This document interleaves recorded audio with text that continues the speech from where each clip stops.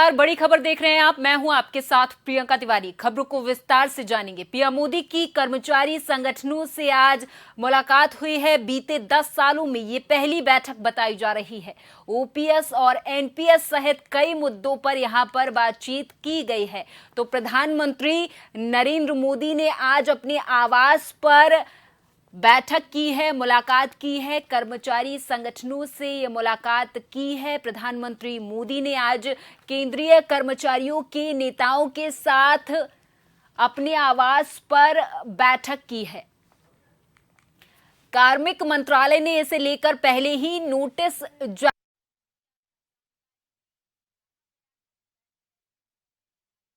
है, जब जम्मू कश्मीर और हरियाणा में विधानसभा चुनाव होने हैं।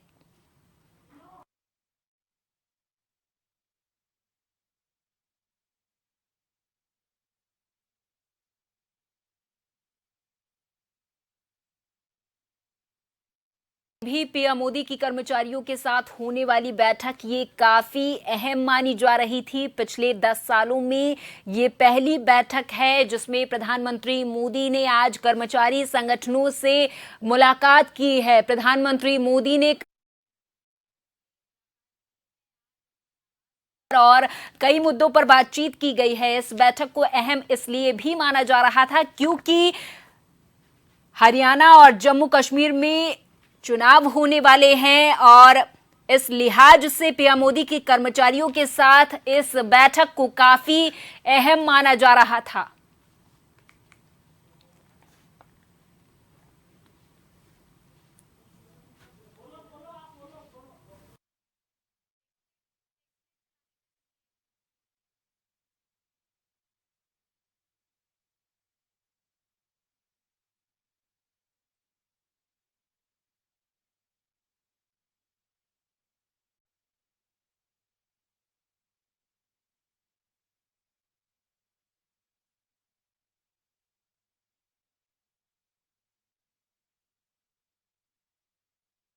कर्मचारी संगठनों से मुलाकात हुई है।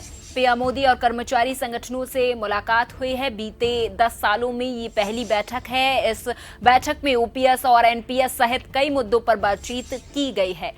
पीएम मोदी की कर्मचारी संगठनों से मुलाकात हुई है उनके आवास पर। बीते 10 सालों में ये पहली बैठक है जब कर्मचारी संगठनों से प्रधानमंत्री मोदी ने ओपीएस एनपीएस सहित कई मुद्दों पर बातचीत की है। हालांकि इस बैठक को काफी अहम इसलिए भी माना जा रहा था क्योंकि जम्मू कश्मीर और हरियाणा में विधानसभा चुनाव होने हैं। इसको लेकर इस लिहाज से भी पीएम मोदी की कर्मचारियों से ये बैठक काफी अहम मानी जा रही थी।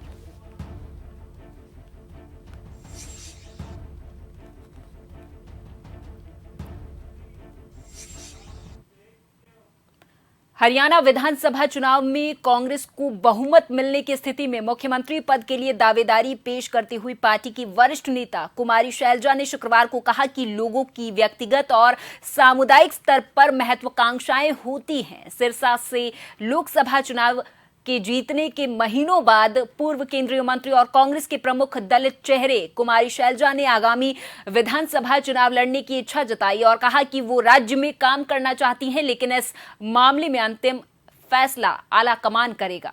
सुनाएंगे। Yeah, we are partners, but if you remember, it was decided that every state they can decide on their own, and our party has gone on record first of the mark to say that they will not have an alliance in the Vidhan Sabha. And I do think that Congress is strong on its own, and we will fight on its own steam. Yeah. Yes, you see, our party has certain ways of doing things, and till now you would have observed that in most of the cases, I would say, mostly, our party doesn't announce CM candidate beforehand when you're in opposition. When you're in government, then obviously the chief minister who's there for the last, whatever, the incumbent leads the party. But when you're in opposition, no, party hardly ever projects anybody as.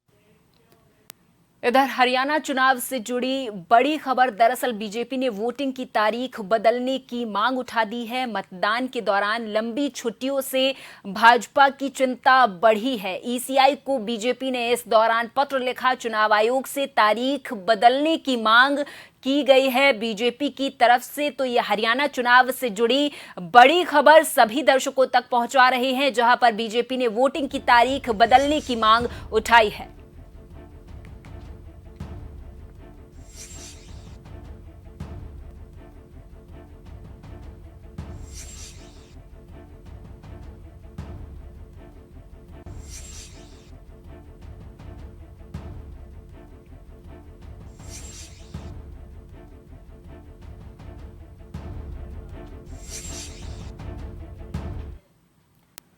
पश्चिम बंगाल के कोलकाता में trainee PG doctor के साथ दुष्कर्म कर हत्या मामले के खिलाफ आरजीकर अस्पताल में जूनियर डॉक्टरों का प्रदर्शन शनिवार को 16वें दिन भी जारी रहा। डॉक्टरों के विरोध की वजह से मेडिकल सेवाओं पर असर पड़ा है, जिससे लोगों को काफी परेशानी हुई है।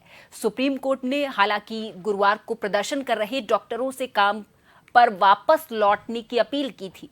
अदालत ने कहा था कि जज और डॉक्टर लंबे वक्त तक हड़ताल नहीं कर सकते, क्योंकि दोनों जिंदगी और न्याय से जुड़े मामलों से निपटते हैं। अपनी साथी डॉक्टर के लिए इंसाफ की मांग करने के अलावा जूनियर डॉक्टर अब अस्पताल प्रशासन में कई लोगों को हटाने की भी मांग कर रहे हैं। इधर आरजीकर मेडिकल कॉलेज के पूर्व प्रिंसिपल समेत 7 का पॉलीग्राफ टेस्ट किया गया है, जिसके बाद से ये माना जा रहा है, ये अंदाजा लगाया जा रहा है कि कई अहम खुलासे और कई परतें इसके बाद से खुलने वाली हैं।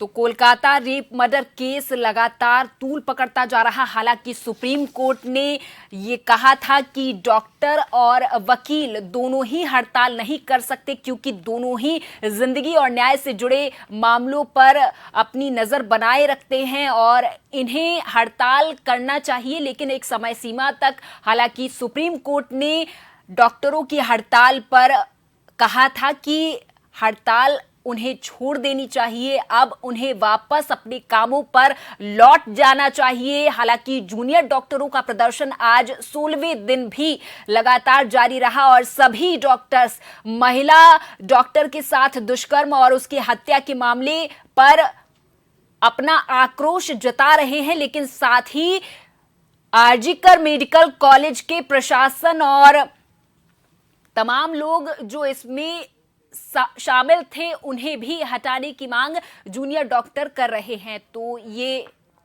खबर लगातार तूल पकड़ती जा रही।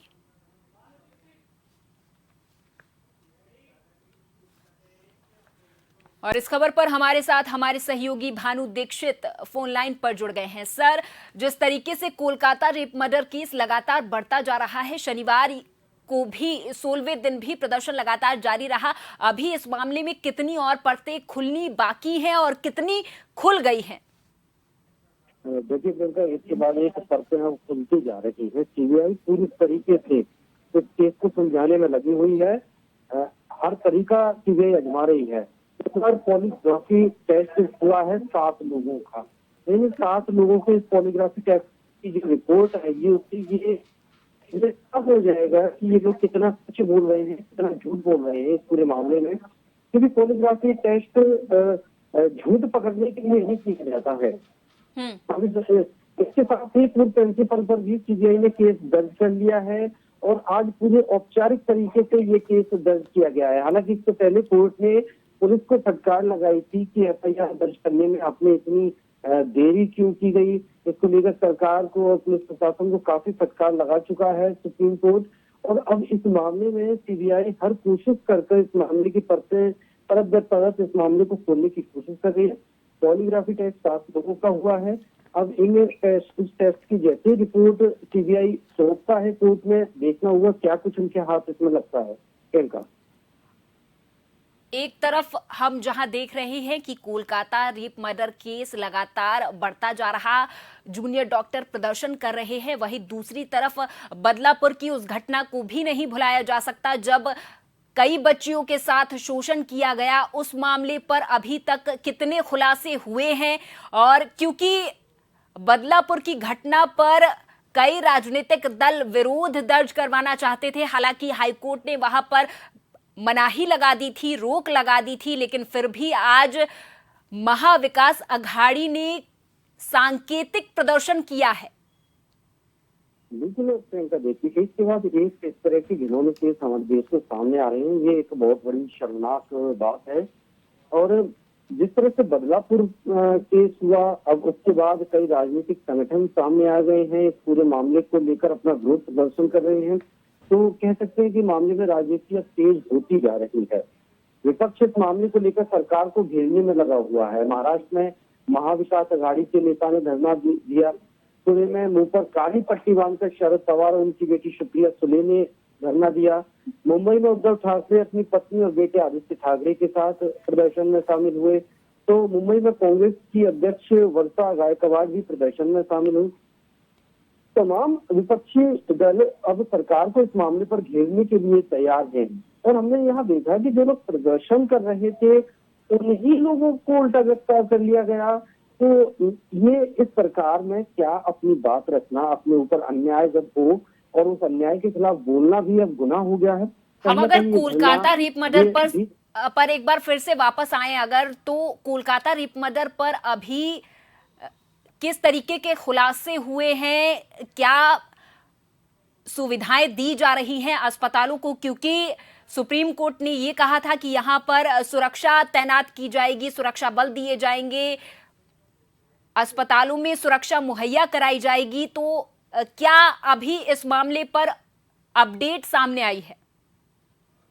देखो, आरजीकर अस्पताल जिसमें ये घटना हुई थी, उसकी सुरक्षा सीआरपीएफ के हवाले कर दी गई है। वहां पर सीआरपीएफ सुप्रीम कोर्ट के आदेश से अगले ही दिन वहां तैनात हो गई थी। और बात रही बाकी अस्पतालों की सुरक्षा की, तो उनमें भी अब कार्रवाई की जाएगी, उनके लिए भी प्रोसेस रहेगी, वहां की भी सुरक्षा बढ़ाई जाएगी। लेकिन मुझे नहीं लगता देश भर में इतने सारे अस्पताल हैं, हर अस्पताल को इतनी बुनियादी, इतनी पक्की सुरक्षा देना मुमकिन हो पाएगा। क्योंकि ये देखिए, ये डॉक्टरों की सुरक्षा केवल शासन प्रशासन के हाथ में नहीं होनी चाहिए। ये हम जनता का भी एक दायित्व बनता है कि डॉक्टरों को धरती का भगवान माना जाता है, और ऐसे भगवानों की रक्षा करना हमारा भी कर्तव्य है, हमारा भी फर्ज है। डॉक्टर पूरी कोशिश करता है मरीज को बचाने की। अगर बचाना ना बचना, नहीं बच पाना, ये भगवान के हाथ में होता है। लेकिन डॉक्टर अपनी 100% कोशिश करता है। तो उनके साथ अगर इस तरह का व्यवहार मरीज के पेशेंट के जो तीमारदार होते हैं, अगर वो करते हैं, तो ये देखिए गलत है। अगर कुछ होता है तो कानून का सहारा लीजिए, आप पुलिस में रिपोर्ट कीजिए, जांच इस पर बैठवाइए। ठीक है, बहुत बहुत धन्यवाद आपका इस तमाम जानकारी के लिए। तो कोलकाता रेप मर्डर केस लगातार आगे बढ़ता जा रहा है, जूनियर डॉक्टर प्रदर्शन कर रहे हैं, लेकिन सुप्रीम कोर्ट ये कह रहा है कि आप अपने कामों पर वापस लौट जाएं।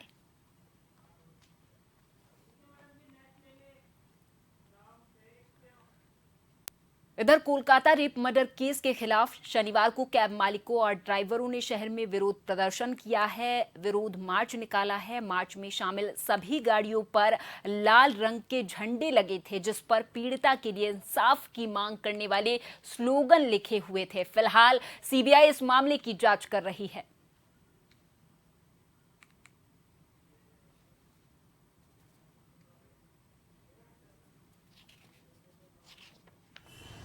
जो आरजी काल में जो घटना घटी है, उसी का ही विरोध से हम लोग निकले हैं।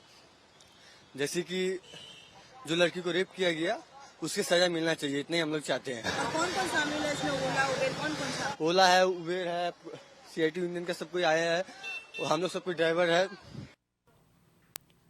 इधर Kolkata doctor rape murder case पर आम आदमी पार्टी नेता संजय सिंह का बयान सामने आया। संजय सिंह ने कहा कि ममता सरकार और सीबीआई पीड़ित परिवार की चिंताओं का समाधान करे।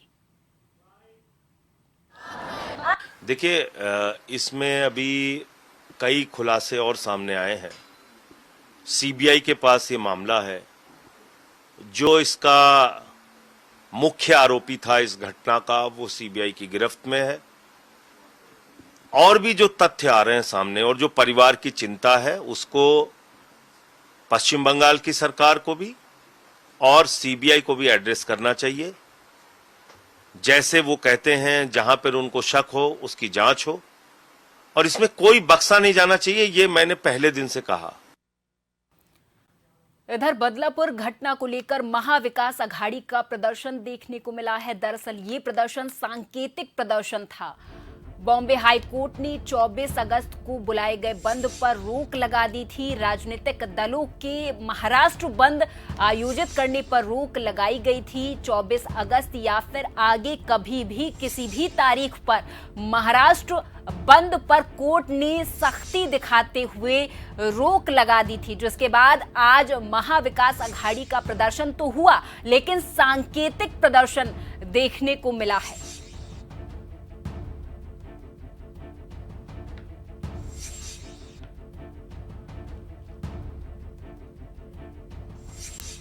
इधर दिल्ली के शिक्षा मंत्री आतिशी ने शनिवार को आरोप लगाया कि सीबीआई अरविंद केजरीवाल के मामले में सुप्रीम कोर्ट में हलफनामा दाखिल करने में देरी के बारे में झूठ बोल रही है। उन्होंने आरोप लगाया कि भाजपा सीबीआई को नियंत्रित कर रही है और उनके आदेश पर केंद्रीय एजेंसी ने सुप्रीम कोर्ट में समय पर हलफनामा दाखिल न कर पाने के बारे में झूठ बोला है। सुनाएंगे। जब वहां पे सीबीआई का वकील खड़े होके बोलते हैं, केंद्र सरकार की सीबीआई बोलती है कि हमें समय चाहिए, तो सुप्रीम कोर्ट ने भी समय दिया और 2 हफ्ते बाद की तारीख अरविंद केजरीवाल जी के केस की लगा दी। लेकिन आज जिस एफिडेविट पर सीबीआई ने कहा कि हमें फाइल करने के लिए 1 हफ्ते का समय चाहिए, आज वो एफिडेविट दिल्ली के देश के हर अखबार में छपा हुआ है।